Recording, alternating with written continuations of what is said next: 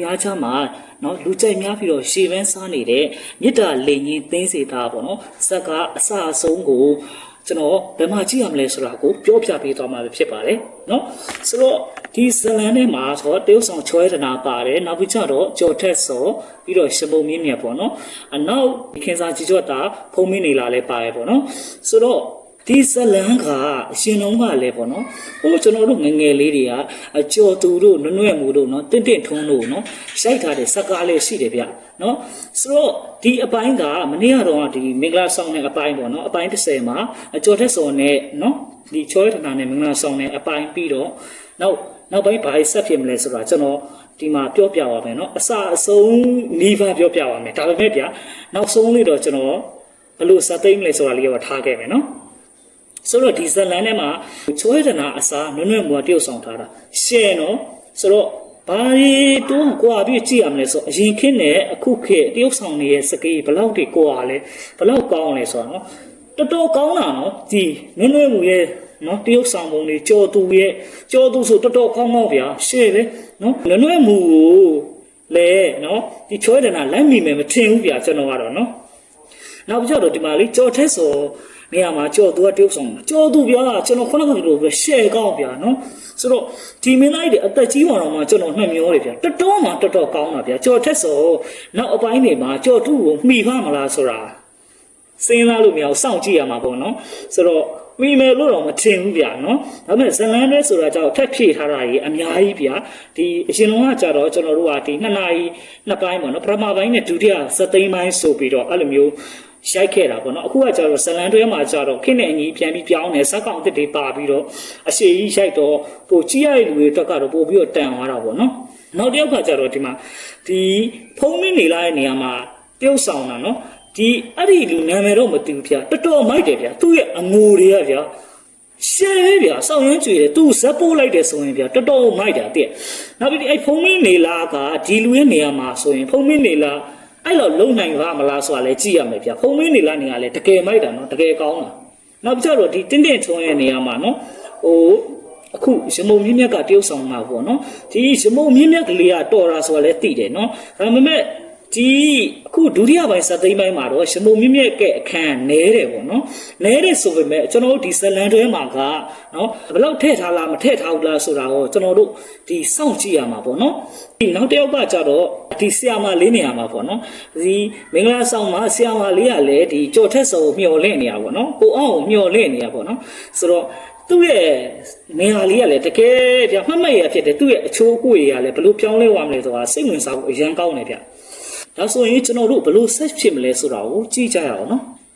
အရင်ဆုံးကဗျာကျွန်တော်ဒီ YouTube မှာဘယ်လိုရှာမလဲဆိုတာပြမယ်နော် YouTube မှာစကားစဆုံးသွားကြည့်နေတဲ့လူတွေအတွက်ပေါ့နော် YouTube မှာမြစ်တာလိန်ရင်တင်းစေသားဆိုပြီးတော့ရိုက်ရှာလိုက်ဗျာနော်ဆိုတော့အမှကြလာလိမ့်မယ်အရင်ဆုံးကြလာမှာကဒီ Hey Player ဟာဒီကြလာမှာပေါ့နော်ကျွန်တော်တို့ကြည့်နေတဲ့ဟာတွေဆိုတော့အဲ့ဒီဟာတွေကိုကြော်လိုက်အဲ့မှာထပ်ပြီးတော့ကြလာလိမ့်မယ်နော်ဒါလဲဆိုတော့ကGolden Mount TV ဆိုတာအဲ့ channel ကနေပြီးတော့တင်ထားတာပေါ့နော်ဆိုတော့တော့နှစ်ပိုင်းရှိတယ်ပထမပိုင်းနဲ့ဒုတိယပိုင်းဇက်သိမ်းပိုင်းဆိုတာအဲ့ဇက်သိမ်းပိုင်းဆိုတဲ့ဟာကိုကြည့်ရမှာနော်ဒီမှာလေးတစ်ချက်ကြည့်လိုက်တဲ့နော်ဇက်သိမ်းပိုင်းဆိုတဲ့ဟာကိုအဲ့ဒီဟာကိုကြည့်လိုက်နော်အဲ့ဒီမှာဆိုရင်ဒီမင်္ဂလာဆောင်ပြီးတော့နောက်ပိုင်းကနေပြီးတော့စပြီးတော့ဗျာဆက်ဆက်မှုရှိတယ်တွားပြီးတော့ကြည့်လို့ရတယ်တော်တော်ကောင်းလို့ပါဗျာကျွန်တော်လည်းအရန်မိုက်တယ်အရန်ကြိုက်တယ်ဗျာအရင်တော့ကားကြည့်ရတကယ်အနှစ်တည်းပဲဆိုတော့အဲ့မှာမင်္ဂလာဆောင်ပြီးနောက်ပိုင်းမှာကျတော့တို့ကျွန်တော်အနှစ်ချုပ်အောင်မယ်ဆိုရင်ဒီနော်မမနဲ့ဒီကိုအောင်နဲ့ကပေါ့နော်ချွဲတနာနဲ့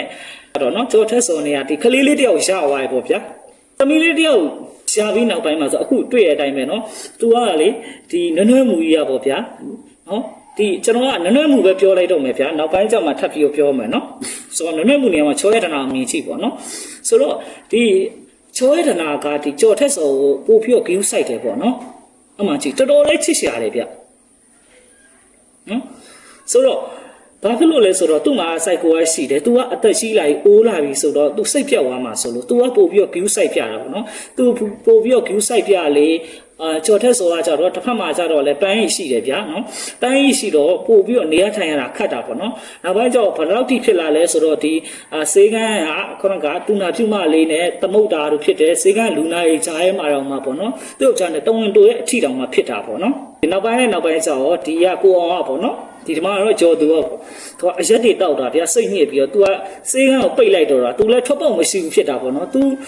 မိမဒီလောက်တောင်တဝင်တိုးနေတော့ तू လည်းပေါ့နော်ဘလို့မှယုံကြည်မှုမရှိတော့ပေါ့နော်အဲ့လိုဖြစ်တယ်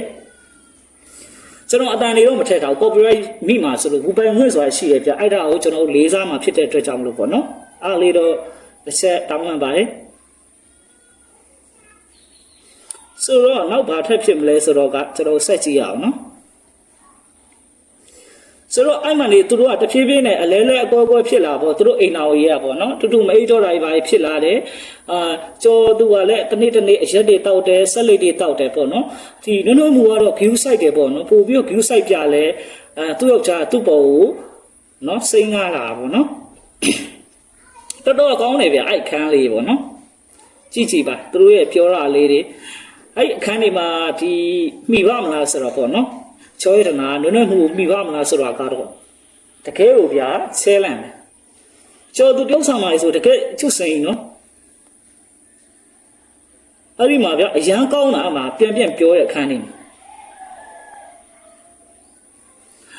သူကကျေးဇူးကြောင့်လက်ထက်တာကြီးပါအကုန်ပုံမှန်လင်းလင်းပြောတာဗျာအဲ့ရပြောတဲ့စကားတွေအဲ့ခန်းကလည်းဒီတန်ဖိုးမြင့်တဲ့အခန်းထဲမှာပါရဲ့ဗျာနော်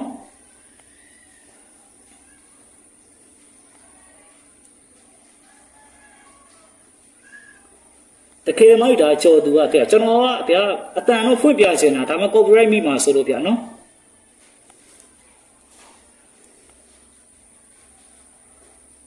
နည်းနည်းဘွားရှယ်ကောင်းတာဗျာအဲ့ဒီခိုကားနဲ့ဒီကားနဲ့ဆက်ပြီးကြည့်လို့ရတယ်ဗျာတကယ်ကိုမရောဘူးဗျာဒီအရှင်မောကရဲ့ရှယ်ပဲအဲ့ဒီမှာနနွဲ့မူနဲ့အကျော်သူနဲ့မှအခြေအတင်နေဖြစ်ပြီးတော့ဗျာနနွဲ့မူက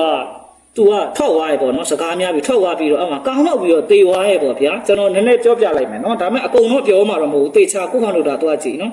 ဆိုတော့အဲ့ဒီမှာသူကတိမ်မထင်ဘူးပေါ့ဗျာကြောသူကလည်းနော်ကိုအောင်ကလည်းပေါ့ဗျာဆိုတော့အဲ့ဒီမှာဟိုနေဖြစ်လဲဖြစ်ကောအဲ့ဒီမှာဖုံးမင်းနေလာခံရောက်နေအမှဒီမှာကျော်သူအဲ့ဒီကျမှတိတာပေါ့နော်သူတကယ်ကိုနောင်နာရပါပေါ့ဗျာအမှဒါဖုံးမင်းနေလာနေရာမှာပေါ့နော်ဖုံးမင်းနေလာနေရာမှာတရုပ်ဆောင်တဲ့လူကလည်းဗျာရှယ်ပဲတိရဒီကောင်ပေါ့နော်ဒီကောင်ပေါ့သူ့ရဲ့အငိုတွေကလည်းရှယ်ပဲသူ့ရဲ့ဇက်ဖို့ချက်ကလည်းတကယ်မိုက်တာ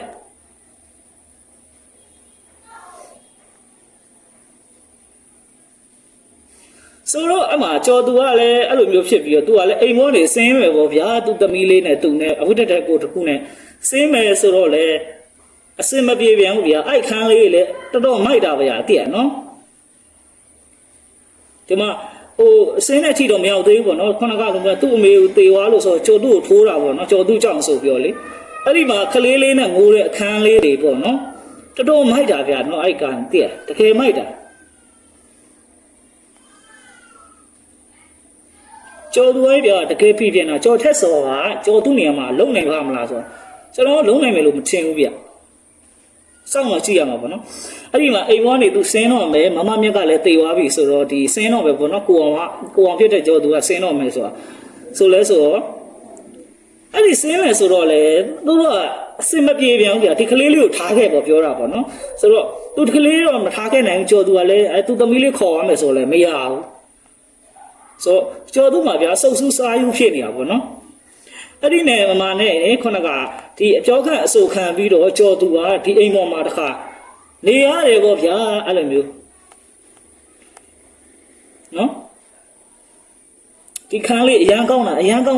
ဒီအခုဇလန်းထဲမှာဆိုဘယ်လိုဖြစ်မလဲတော့မသိဘူးဗျာဒီကောင်းတော့ရှယ်ပဲဒါမျက်ရည်ကျတဲ့အခန်းနေနော်ဒီအခန်းလေးက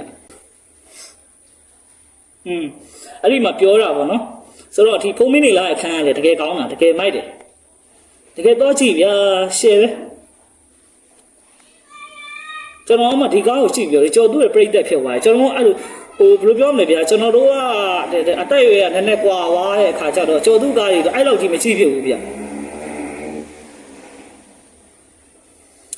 အဲ့ဒီမှာဆိုကျော်သူကအမှာဟိုသူ့တငယ်ချင်းကိုရှင်ခွင်းတဲ့အခန်းကြီးဆိုလဲတကယ်မိုက်တယ်ဗျာတကယ်မိုက်တယ်ကျွတ်စင်နော်နောက်ပိုင်းတော့သူ့တငယ်ချင်းကဘာပြောလဲဆိုတော့ကဒါဟိုနည်းနည်းပေါ့နော်ဒီမင်းရဲ့နော်ဟိုအခုမိမရဲ့တမီးကိုပေါ့နော်ပန်းကြီးကိုမင်းရှူလိုက်ဒါဆိုရင်ဒီကိစ္စကြီးပြဿနာကြီးအေးသွားမယ်နော်အကုန်လုံးလည်းအဆင်ပြေသွားမယ်ဆိုအကြံပေးလိုက်တာဗျာ तू အဲ့လိုမျိုးပန်းကြီးကိုရှူမဲဆိုပြီးတော့ तू စုံဖြတ်လိုက်တယ်ပေါ့နော်ဒါပေမဲ့တကယ်မှကြတော့လေ तू မလုံးဖြစ်ဘူးဗျာအဲ့လာကိုလည်းပညာတတ်တာလည်းဖြစ်တယ်နောက်ပြီးကြတော့ဒီအများရဲ့ဒီဝေဖန်မှုတွေကြောင့်လည်းပါတယ်ပေါ့နော်အားကြောင့်လို့ तू မလုံးဖြစ်ပြန်နော်အကြံစီမအောင်မြင်ဘူးပြောမအောင်မြင်ဘူးပေါ့ဗျာပန်းကြီးကိုဖွင့်ပြောမယ်ဆိုတာတကယ်တော့ပန်းကြီးကလည်းမျော်လင့်နေတော့ပဲဘာဖြစ်လို့လဲဆိုပန်းကြီးကလည်းသူ့အကိုတွေနဲ့သူ့အမေကလည်းတိတ်သွားတယ်ဆိုဒါတွေကြောင့်ပေါ့နော်သူ့လည်းမျော်လင့်နေပေမဲ့သူနဲ့ဒီအခုကိုအောင်နဲ့လည်းပေါက်ဖက်ဖို့လည်းမဖြစ်နိုင်သေးတာပေါ့နော်အဲ့ဒီမှာဘာဖြစ်လဲဆိုတော့ကိုအောင်ကသူ့ရှင်တော့သူနာပြုဆရာမလေးရှိတယ်အဲ့ဆရာမလေးကိုသူကလက်ထက်ခွင့်တောင်းလိုက်တယ်ပေါ့နော်လက်ထက်ခွင့်တောင်းတယ်ပဲပြောတာနော်ကျွန်တော်ကလက်ထက်ယူလိုက်တယ်လို့ပြောတာမဟုတ်ဘူးเนาะကျွန်တော်နောက်ဆုံးမပြောဘူးမလို့เนาะဆိုတော့အဲ့လိုမျိုးပြောတော့ဆရာမလေးကလည်းလက်ခံတယ်ဒီသူနာပြုဆရာမလေးတစ်ချက်ကြည့်လိုက်ရုပ်ကတော့စိုးတယ်ပေါ့ဗျာကျုပ်တို့သူနာပြုဆရာမလေးကပို့ပြီးတော့ဒီဇလန်တွဲတဲ့သူနာပြုဆရာမလေးကပို့ချောတာပေါ့ဗျာเนาะဟိုအင်းလေးသူတွေကလေเนาะဆိုတော့အဲ့အင်းလေးသူရဲ့နေရာလေးကလည်းသူကလည်းတကယ်မိုက်တာเนาะဒီထဲမှာကြတော့ဒီဗီဒီယိုစကားထဲမှာရုပ်ရှင်လာတော့မသိဘူးဗျာဒီထဲမှာကျော်သူတို့ရိုက်တဲ့ကားထဲမှာတော့အင်းလေးသူရဲ့နေရာတိတ်တော့မရှိဘူးသူနာပြုဆရာမလေးနေရာမှာဇလန်တွဲထဲမှာကျတော့သူ့ကိုလည်းနေရာပေးထားသူ့နေရာလေးကလည်းတကယ်မိုက်တယ်ဆိုတော့အဲ့လိုမျိုးဖြစ်ဆိုသူဒီပေါ့နော်သူနာပြုဆရာမနဲ့အိမ်တော်ပြုတော့မယ်ဆိုတော့ကျော်သူကပေါ့နော်ဒီတင့်ထုံးကိုပေါ့ပန်းကြီးကိုသွားပြောတဲ့အခန်းပေါ့နော်အဲ့ဒီအခန်းလေးလည်းတကယ်မိုက်တယ်ဗျာပန်းကြီးကဟိုသူ့ကိုပြောမလားလို့မျောလင်းနေသေးတာပေါ့နော်တကယ်ကတော့သူ့ကိုဖွင့်ပြောမလားဆိုဘလို့မှမဖြစ်နိုင်တဲ့အစုံကိုကျော်သူကလည်းပန်းကြီးကိုပြောလိုက်ရတယ်ပေါ့တကယ်မိုက်တဲ့အဲ့ခန်းလေးလဲ